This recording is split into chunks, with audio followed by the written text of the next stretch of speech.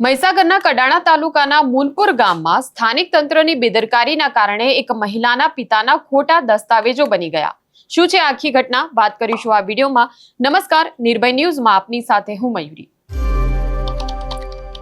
કડાણા તાલુકાના મુનપુર ગામના એક મહિલાનો એવો દાવો છે કે મુનપુર પંચાયતની બેદરકારીના કારણે તેમના પિતા કે જે વર્ષો પહેલા ગુમ થઈ ગયા હતા તેમને મૃત જાહેર કરી દેવામાં આવ્યા છે અને તેમની ખોટી મરણ નોંધ કરી દેવામાં આવી છે।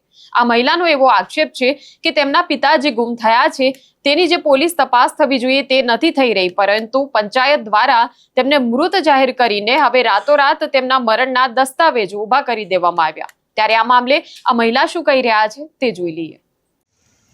શું નામ છે તમારું? ભાટિયા પારુલબેન। અને તમારે શું સમસ્યા છે? મારી સમસ્યા મુદ્દો એ છે કે ગામને અંદર એક મરણ નોંધણીની અંદર બે મરણ નોંધણી કરતા અધિકારીઓને અધિનિયમ હેઠળ પાલન કરતા મેં અધિકારીઓને અપીલો કરતા અરજીઓનો કોઈ જ નિકાલ નથી। બિલકુલ આ મહીસાગર જિલ્લામાં ગુંડા રાજતંત્ર ચાલી રહેલું છે। મહેસૂલ વિભાગની અંદર કલેક્ટર સાહેબને શ્રી BNS ધારા અને BNSS ધારાની અરજીઓ આપતા નાગરિકનું સતત અપમાન થાય છે। આ અધિકારી અધિનિયમનું ઉલ્લંઘન સતત કરે છે। હવે આ અધિકારીઓ પર વિશ્વાસ કરવો કે કેમ?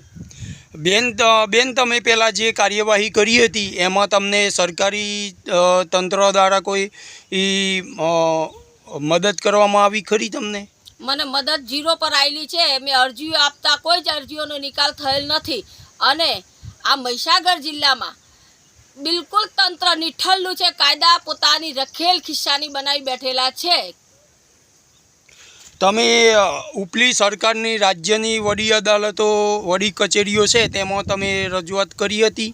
રજૂઆત કરી હતી, જે હર્ષ સંઘવી સાહેબશ્રીને મેં અપીલ બી કરી હતી અને RTI માહિતી પણ માગી હતી। CM ભૂપેન્દ્ર પટેલ સાહેબને પણ મેં અપીલ બી કરી હતી, RTI માહિતી બી પણ માગી હતી। જો આ લોકોને તંત્રનું ભાન હોત, કાયદાનું ભાન હોત, જનતાનું ભાન હોત તો આજે મારે આ રીતના દર વદર રખડવું ના પડત, કે આ લોકો નેતા મંત્રીના નામ પર જનતાને લૂંટ ચલાવી રહેલા છે। સતત જનતાને ગેરકાનૂની માર્ગે દોરી રહેલા છે। જનતાના નામ પર આ લોકો ધૂતી રહેલા છે અને ગરીબ માધ્યમ વર્ગની જનતાને આ લોકો રસ્તે રજડાઈ રહ્યા, કાયદા રસ્તે રખડે છે। આ લોકોને કાયદાની કાંઈ જ પડી નથી। જિલ્લા SP સાહેબને BNS ધારાની અરજીઓ આપતા થોડા સમય પછી કડાણા તાલુકાના અધિકારીઓ અહીંયા ગાડી મારું નિવેદન લેવા આવ્યા હતા, પણ નિવેદન લઈને ગયા પછી કોઈએ તંત્રએ કોઈ જગ્યાએ એવું જાણવા મળતું નથી કે આ અધિકારીઓએ કોઈ કાર્યવાહી કરી। તો આપણા મહીસાગર જિલ્લાના SP વડા હોવા છતાં આ નાગરિકોનું આવું અપમાન થતું હોય તો આ SP અધિકારીનો મતલબ શું?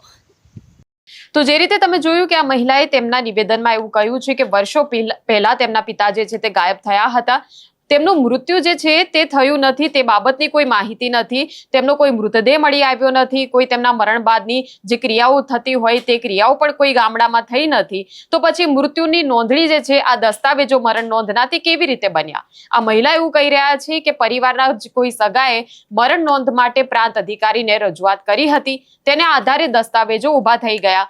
તો ન તો પણ મહિલાના પિતાનો મૃતદેહ મળ્યો છે, ન કોઈ ક્રિયા કે અંતિમ વિધિ કરવામાં આવી છે, તો મરણ નોંધમાં અન્ય ગામના જે લોકો છે તેમને સાક્ષી બનાવી દેવામાં આવ્યા। એટલે આ મહિલાને હેરાનગતિ માટે કોઈ કાવતરું તેમના પાછળ રચાયું હોય તેવું આ મહિલા હાલ તો આક્ષેપ કરી રહ્યા છે। પરંતુ મહત્વની વાત એ છે કે મહિલા તેમના આ મુદ્દાને લઈને સતત કચેરીના ધક્કા ખાઈ રહ્યા છે।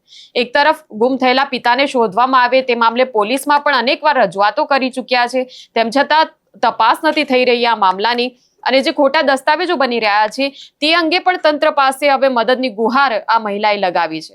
તો હવે જોવાનું એ રહેશે કે પંચાયત દ્વારા હવે આ મામલે શું કાર્યવાહી કરવામાં આવે છે। આ મુદ્દે તમારું શું માનવું છે તે કમેન્ટ સેક્શનમાં અમને જણાવશો। આ પ્રકારના વિડીયો માટે આપ જોતા રહો નિર્ભય ન્યૂઝ। અમારી ચેનલને લાઇક, શેર અને સબસ્ક્રાઇબ કરવાનું ભૂલશો નહીં। નમસ્કાર।